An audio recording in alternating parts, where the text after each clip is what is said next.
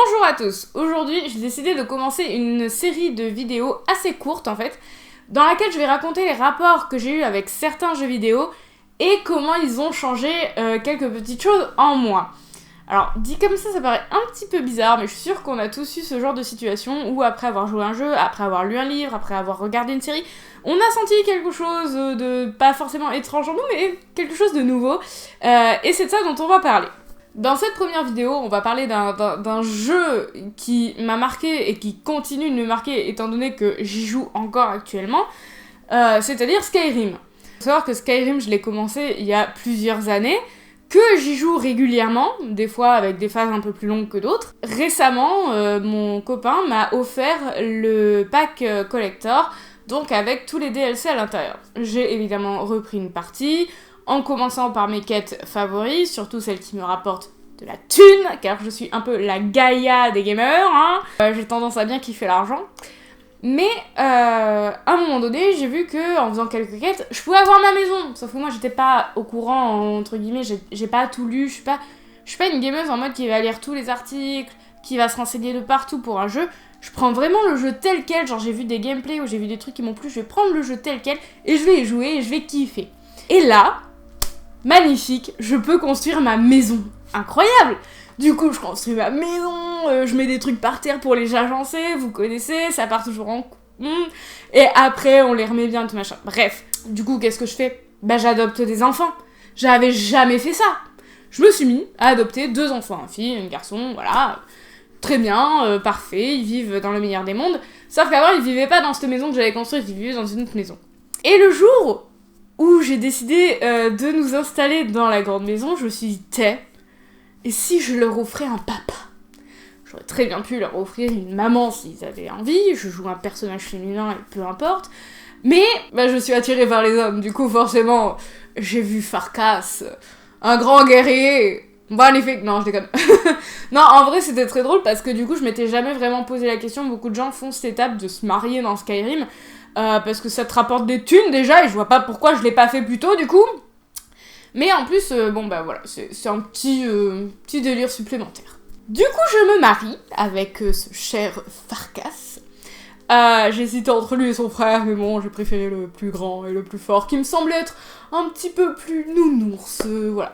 Du coup, j'ai amené un père à mes enfants, et bah ça a changé littéralement ma façon de jouer. C'est-à-dire que maintenant, je suis plutôt RP.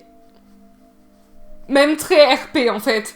C'est-à-dire que avant, j'arrivais chez moi, je déposais tout le bordel dont j'avais pas besoin, les écailles, les machins, les trucs, les bidules, hop, et je repartais direct à l'aventure compagnon quoi. Sauf que maintenant, non. Je rentre chez moi, je dépose mes affaires aux endroits auxquels oui, parce qu'en plus je suis maniaque. J'ai décidé que ces endroits-là c'était pour ranger tel truc, donc je range tout au bon endroit. Mais avant de rentrer, je me change. J'enlève mon armure, j'enlève mon bouclier, j'enlève mes armes que je mets dans un coffre. Et dans ce coffre-là, il y a mes vêtements de tous les jours. C'est terrible. Et à chaque retour de voyage, j'apporte un cadeau à mes enfants.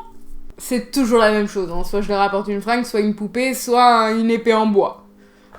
Bon, l'autre jour, il m'a demandé un cadeau, je lui ai dit oui, sauf que j'avais juste une dague sur moi. Il s'est entraîné avec la dague, ça m'a fait un peu peur. J'ai été anxieuse, je suis devenue une maman. Et donc, ça a vraiment changé mon système de gameplay, parce que du coup, bah, là, pour le coup, j'ai reconstruit encore une maison, dans laquelle nous venons de déménager. Je viens de déménager, du coup, dans une nouvelle maison. Ma fille m'a dit qu'elle ne l'appréciait pas, parce que les marées lui faisaient peur, et ben j'ai dit tant pis, parce que j'ai tout bougé pour vivre ici. Jusqu'au moindre petit détail, la moindre belle lame que j'aime bien, le moindre truc qui est sympa, bim, c'est foutu, j'ai un putain d'œil Falmer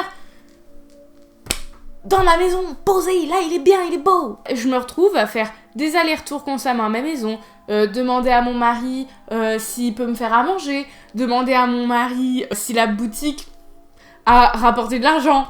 Moi les thunes. Mes enfants me font des cadeaux aussi. Incroyable, du coup, bah, je vais régulièrement les voir, je joue avec eux. Combien dans Skyrim ont joué avec les enfants, là? Voilà, donc c'était ma petite histoire Skyrim. C'est un jeu vraiment, malgré les bugs, malgré la frustration que ça a pu m'apporter, je l'aime beaucoup.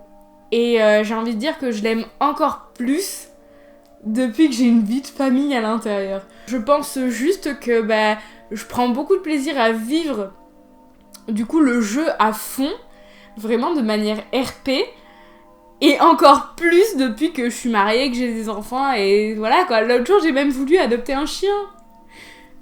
J'aime pas les chiens. Moi je suis team chat, vous voyez. Les chiens, c'est mignon, mais j'en veux pas, c'est mignon chez les autres. Et là j'étais prête à en adopter un. On a même adopté un lapin.